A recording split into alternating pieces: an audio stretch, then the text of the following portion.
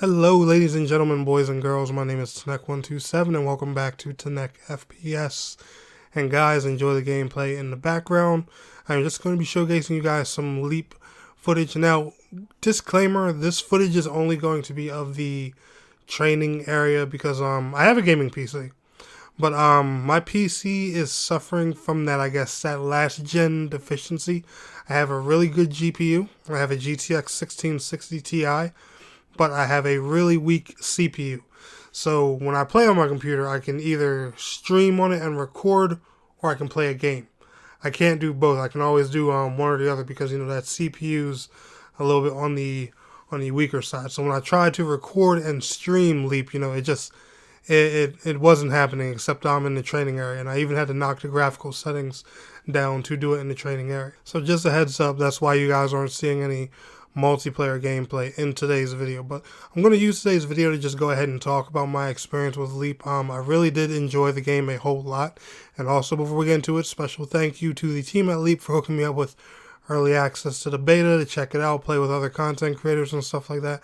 And honestly, guys, I had a phenomenal time with this game, and I cannot wait for it to drop on, PC, console, and all that stuff like that. I'm really looking forward to playing this on PlayStation 5, so I really cannot wait until the full version of this game drops. And that's early access, free to play, buy to play. Unfortunately, they still haven't talked about their monetization plans fully with this game yet, but hopefully they come around and do soon, because I do think that's going to be a crucial part to this game's success. And the more open they are about these kind of things with the community, the better off I think things will be. So first off, what is Leap? Let's get this clear. And the developers even made this funny themselves with some funny memes and stuff that they put on Twitter. Leap is not a battle royale. When you look at Leap, I want you to think of something like Titanfall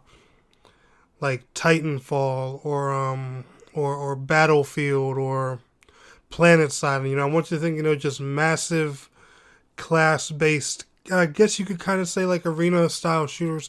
This is definitely like a more of an arena shooter. Like, honestly, the best way for me to describe Leap, I would say picture Halo on a massive scale with a shorter time to kill. That would be the best way to describe it. Like, for example, there's no sprinting. You have to utilize the different movement abilities. You have a dash ability and a grappling hook. Now, do not let that fool you because there's no sprinting. If you hear that there's no sprinting, you're automatically going to assume that this game is very slow paced. That is not the case with Leap. It is very, very fast paced. It's on your toes. It's very quick. I'm talking faster paced than Call of Duty fast paced. It's a really, really fast paced game, especially once you get to the moon. It's not the type of game where you want to, just sit around and hide somewhere or chill in camp, because it's not going to work out for you. You're going to get very frustrated. It's a game where you always want to be moving and always stay on your toes. Trust me and believe that. The time to kill in this game, I would probably say it's somewhere between like a Treyarch COD game and maybe Titanfall. Somewhere around that game. Somewhere around there. It's not a real short time to kill like an Infinity Ward COD game, but then it's not a really long time to kill like a Halo or something like that. It's kind of, just like a good middle ground in between those two. Now, my favorite thing about Leap has to be the gunplay, hands down. Every single weapon feels unique, but it also feels like every single one of them, just pack like their own special punch. The assault rifles felt deadly in their own way. The shotguns were all punishing, but punishing close up the way that they're supposed to be. They're not sniping you from a million miles away with a shotgun or anything like that. The sniper rifles were just lethal. There were all kinds of different bullet types you can use for the weapons. One of the guns had incendiary round. It could melt you and do damage over time, but it also wouldn't kill you as quick, to where you wouldn't have a chance to respond to the enemy and stuff like that.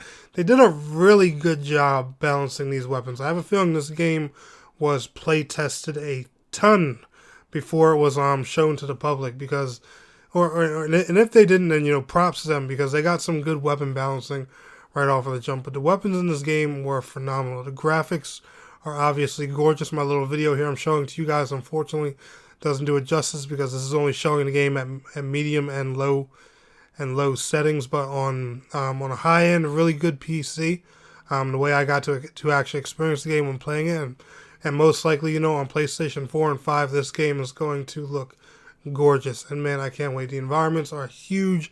The play spaces are fun. You know, there's really a lot going on here.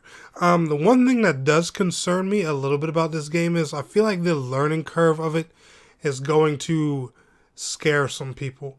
Now, I'm not saying, you know, that this game's only going to be, you know, for good and really high experienced FPS players and stuff like that, but it has a older school learning curve that's like a mix of classic arena shooters. Like, guys, when I talk about this game, I'm serious. I want you to think of something like, you know, old school Halo or Quake on a massive scale, just upgraded for current gen and things like that. But the learning curve, I feel like, you know, it's going to scare some people. And the only reason that worries me is because, you know, I know this is the prime example I always use with this game, but forgive me about that, because, you know, it just reminds me so much of it. It's Hyperscape. Hyperscape's learning curve, it scared off people a lot of the time. And, you know, in this game, the learning curve of it reminds me so much of that. But it is also very easy to pick up and play. I'm experienced with first-person shooters, but I'm by no means a professional player. I'm just a content creator. I'm a regular guy. And I was able, you know, to get in this and, you know, just clap some people up just fine. But other than that, guys, the game is a tremendous amount of fun. Like I said, the sound design's great. The maps are gorgeous. There were some times where I believe the maps are a little bit too big depending on the mode you're playing. There were some short periods of time where I couldn't find anybody around in the map, but the sounds and the stuff going on in the background definitely let you know where the action is. There was all kinds of modes. There's a team deathmatch like mode. There's a big conquest style battlefield like mode with multiple objective points to capture, riding on the hoverboards and stuff like that. It's real easy to traverse and get into the action and everything. So you have the tools needed to stay in the fight 24/7. And with this game, and with it being, you know, more of that arena style, bigger multiplayer shooter, that's what you want to do, because that's going to be your key to success. I cannot stress this enough. The laid back, campy style for this game, unless you're, you know, somebody who's just more so sniping, isn't going to work well for you in this game. It's really one of those, you know, up in your face arena shooter. I hate to use it as an example, but COD-like style formulas, and man, it is a lot of fun. And last but not least, the only thing that's also really concerning me is I really hope, you know, that when this game launches, goes into early access, or however it's done, I'm hoping console players are included in that too. I don't want this game to launch, just be on one platform, the other platform's forgotten about for so long, and then it come out later, because that formula almost never works.